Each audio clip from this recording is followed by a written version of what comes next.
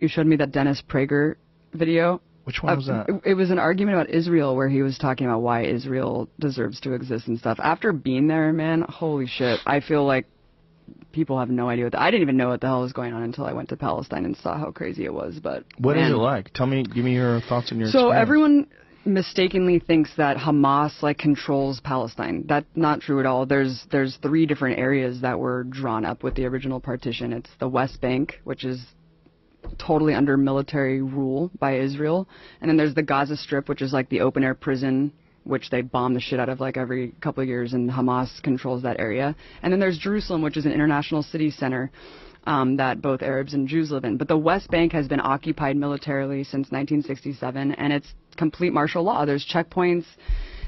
All political parties are illegal. You can't.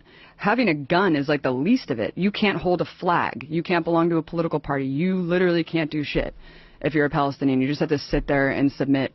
And even if you share a photo of someone who was like killed by an Israeli soldier, you go to jail. And you go to jail for the amount of like months that. What? Yeah, based on the shares and likes of the photo, they'll penalize you more and put you in prison for longer and longer. I mean, I'll just tell you one story. If you put a photo on social media, like you put of someone who on Facebook, died, and they'll be like, "You're sharing a martyr and inciting people to like commit suicide, like on behalf of Palestinians. You go to jail," and they put them in jail. There's 99.7% conviction rate. Kids are tortured. Kids are in prison. It is absolutely insane. We went to the first day that we were there.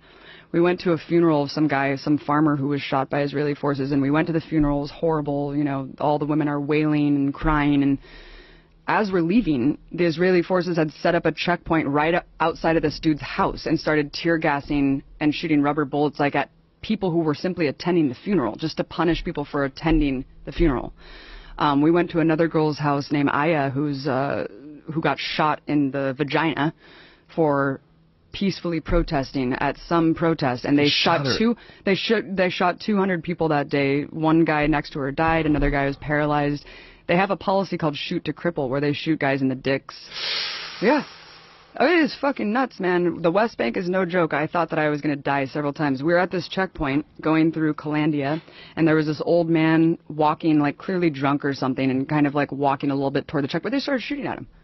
Bullets are ricocheting off the thing. And my partner Mike, who was an invading soldier of Iraq, was just like, "We're going to die. Like, they're shooting this guy. There's bullets ricocheting." It was absolutely insane. And as we go through the checkpoint, the soldier's like, "Hey, stay safe out there." And I was like, yeah, when you guys are arbitrarily shooting people. And the person who was driving us had just told us that a couple months prior to that, some woman, Palestinian woman, because you can't go to Jerusalem. Like, if you're a Palestinian, there's like barely any Palestinians who are even allowed to go pray at the most holy site, the Dome of the Rock in Jerusalem. You can't go to the beach. You're just completely constricted in a prison, and you can't travel. And he was just telling us that months before we went through this checkpoint, someone was going through the checkpoint because they got a permit to go into Jerusalem, which is like a lifetime golden ticket, like Willy Wonka. And they're walking, and she just got executed. And then... What? Yeah, she just got executed, and she was bleeding out at this checkpoint, and her little brother tried to help her, and they shot him too. And they're like hiding the video of this. Why and they this is just shoot a day her? because they fucking hate Palestinians, and Palestinians are animals to these people. It's sick, man. It's sick. It's really, really sick, Joe. And I couldn't even get into Gaza. We were banned from going into this territory because I was told by the Israeli government that I was a propagandist and that I was like an enemy agent, and so I wasn't allowed to go into Gaza. So Gaza's hell, but the West Bank is under martial law, and everything's illegal, and you can't do a goddamn thing. And it's super cool. Like, we went to this place called Ramallah that was just like Oakland, where they're smoking weed.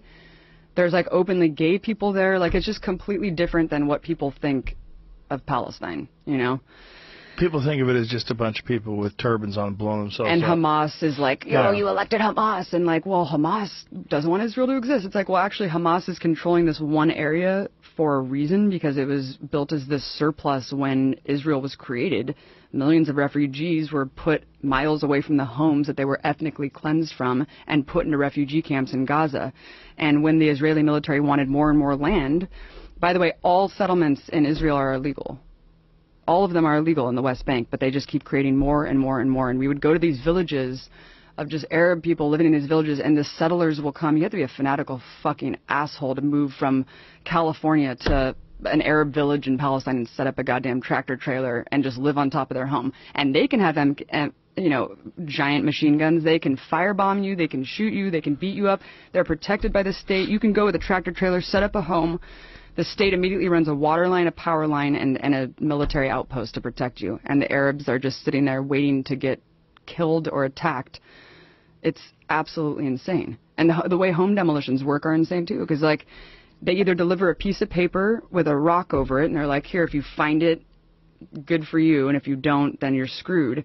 And that's if you're lucky. If you're not lucky, your home will be invaded by settlers, and you'll be forced out of your home. There's videos of this all over the internet of like groups of settlers going and literally taking over Arabs' homes, and then they just are forced out.